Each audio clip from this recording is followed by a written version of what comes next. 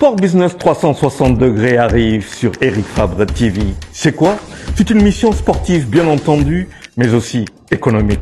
Elle va parler de quoi? De l'économie du sport. Quand ça? Eh bien, toutes les 2 semaines, ici, sur Eric Fabre TV. Avec moi-même, Charles Fay. On va parler, par exemple, de football, de l'économie du football. Et bien sûr, il y a du foot, mais il y a toute une économie, les droits de télévision, ainsi de suite. On va parler aussi du basket. Il n'y a pas longtemps, le bal se déroulait ici à l'Arena, à Dakar. Quand on parle de bal, on parle aussi du business. C'est du basket business. On va parler aussi de la lutte. C'est vrai, c'est une discipline traditionnelle, une discipline avec frappe, avec du business derrière, avec aussi des promoteurs. C'est du business. On va parler de politique sportive, des enjeux du sport dans le développement, des enjeux du sport avec le développement. Pas de développement sans sport, mais pas de sport aussi sans business. Ça sera toutes les 2 semaines, ici même sur Eric Fabre TV, avec moi-même. À très bientôt. Nous sommes avec David Bey, que vous connaissez très bien, coach, donc, qui aussi est toujours derrière pour regarder et dénicher des talents. David, bonsoir et bienvenue sur Eric Fabre. Bonsoir El Amin et bonsoir à tous les téléspectateurs de Eric Fabre TV. Alors David, vous êtes venu regarder le tournoi Africa Challenge Cup 2025 pour justement regarder ces talents qui nous viennent de 6 pays africains, 10 équipes avec des joueurs très talentueux, des profils assez intéressants. Parlez-nous un peu du niveau de ces genres de compétition. Oui, c'est une très belle compétition, donc ça regroupe des jeunes africains, donc ça c'est des initiatives vraiment à pérenniser. Après, c'est un champ d'expérimentation aussi pour nos jeunes.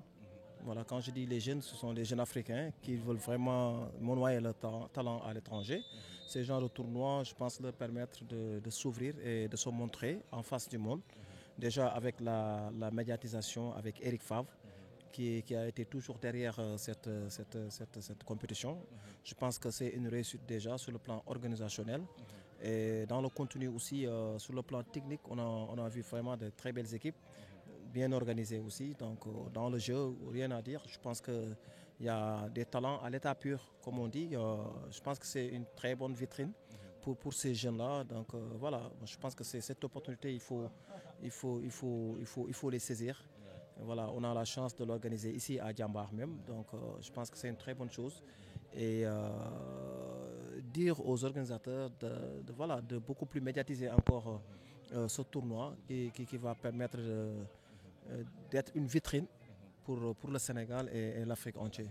Exactement, vous suivez le championnat local sénégalais, vous suivez aussi notamment les jeunes talents qui viennent de ce championnat. Il y a Pape Demba Diop, qui a été international U20, qui a joué ce tournoi.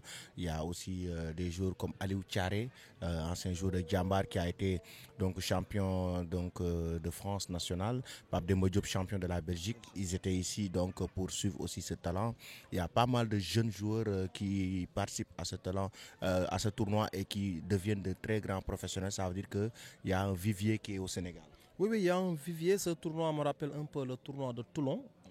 En France, donc on peut pourquoi pas reprendre, mais d'un autre format. Donc déjà en citant Pape Demba Diop, champion de Belgique, international U20, qui a fait ce tournoi, qui a joué ce tournoi, en parlant de Thiaré, le demi-centre de Djambar, qui a joué ce tournoi. Ça veut dire que c'est vraiment une occasion pour ces jeunes-là de pouvoir se montrer en face du monde, parce qu'on a vu pas mal de recruteurs, de scouts qui sont là présents.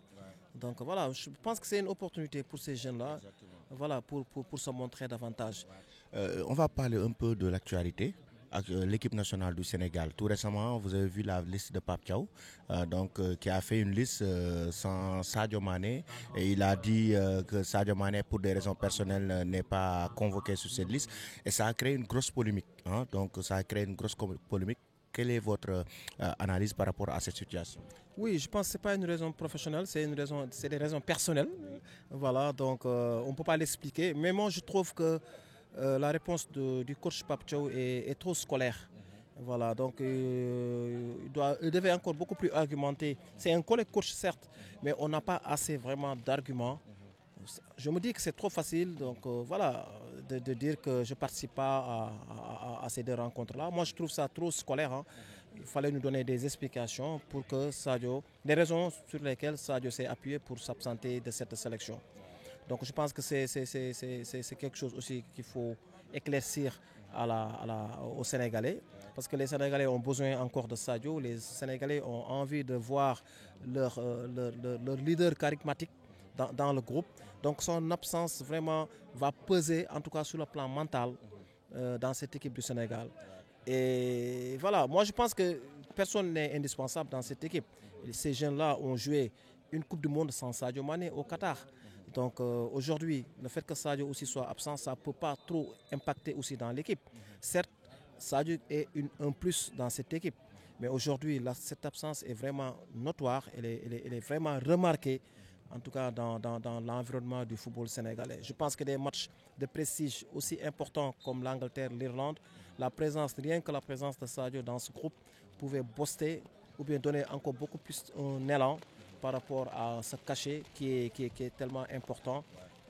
Il y va vraiment de la visibilité encore du Sénégal. Sadio, à l'heure où nous sommes, tu ne peux pas citer des joueurs d'élite ou des joueurs top sans pourtant citer Sadio Mané. Donc certes, on a des joueurs, on a un Nicolas Jackson, des joueurs qui sont montrés, Idrissa Gana Gueye, qui sont tous dans le groupe. Mais Sadio, vraiment, je pense que c'est l'inamovible. Moi, je me pose toujours la question, quels sont les réels problèmes et les raisons qui poussent Sadio à ne pas, en tout cas, honorer cette présence. Il a tout donné pour cette équipe du Sénégal, il a tout donné, il a tout gagné avec cette équipe du Sénégal, mais je pense qu'il devait encore ce dernier virage, parce que Sadio est plus proche de la porte de sortie que, voilà. Moi, je pense que c'était une occasion, parce que jouer contre l'Angleterre, vraiment, c'est des matchs de prestige. Il l'a fait contre le Brésil, donc je pense qu'il devait répéter la même chose face à l'Angleterre, surtout que l'Angleterre, c'est un pays où Sadio vraiment a fait son temps et il s'est montré en face du monde que c'est un très bon joueur. Moi, je pense que, en tout cas, il y a des regrets, le fait qu'il soit absent dans cette liste. Merci beaucoup, David. Merci, c'est moi qui vous remercie. Sport Business 360 degrés arrive sur Eric Fabre TV. C'est quoi? C'est une mission sportive, bien entendu, mais aussi économique. Elle va parler de quoi? De l'économie du sport. Quand ça? Eh bien, toutes les 2 semaines, ici, sur Eric Fabre TV, avec moi-même, Charles Fay. On va parler, par exemple, de football, de l'économie du football. Et bien sûr, il y a du foot, mais il y a toute une économie, les droits de télévision, ainsi de suite. On va parler aussi du basket. Il n'y a pas longtemps, le bal se déroulait ici à l'Arena, à Dakar. Quand on parle de bal, on parle aussi du business. C'est du basket business. On va parler aussi de la lutte. C'est vrai, c'est une discipline traditionnelle, une discipline avec frappe, avec du business derrière, avec aussi des promoteurs. C'est du business. On va parler de politique sportive, des enjeux du sport dans le développement, des enjeux du sport avec le développement. Pas de développement sans sport, mais pas de sport aussi sans business. Ce sera toutes les 2 semaines, ici même sur Eric Fabre TV, avec moi-même. À très bientôt.